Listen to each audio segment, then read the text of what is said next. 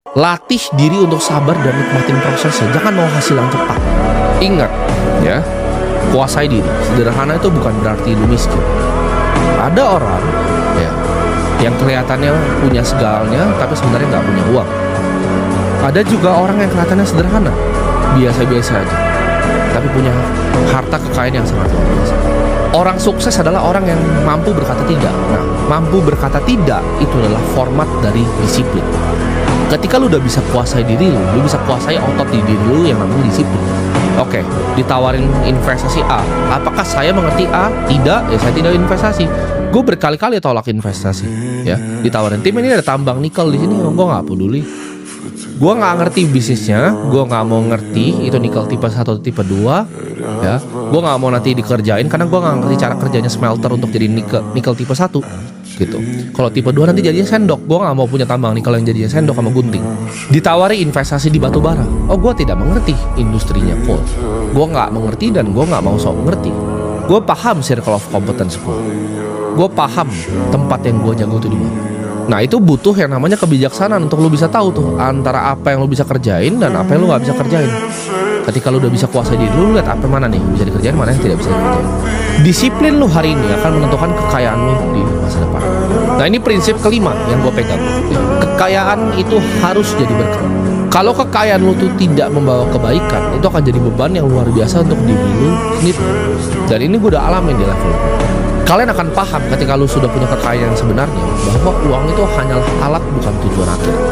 Kekayaan itu bukan hak lu, ya, tapi hanya dititip. Itu bisa kapanpun diambil dari lu. Kalau lu tidak mengelola dengan bijak, itu bisa diambil kapanpun.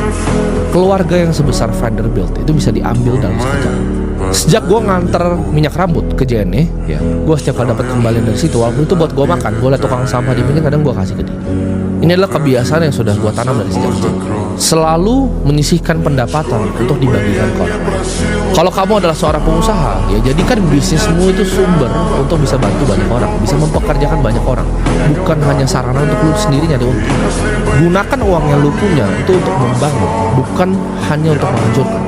Uang yang bermanfaat itu akan selalu dikenang lebih lama dibanding harta yang ditumpuk.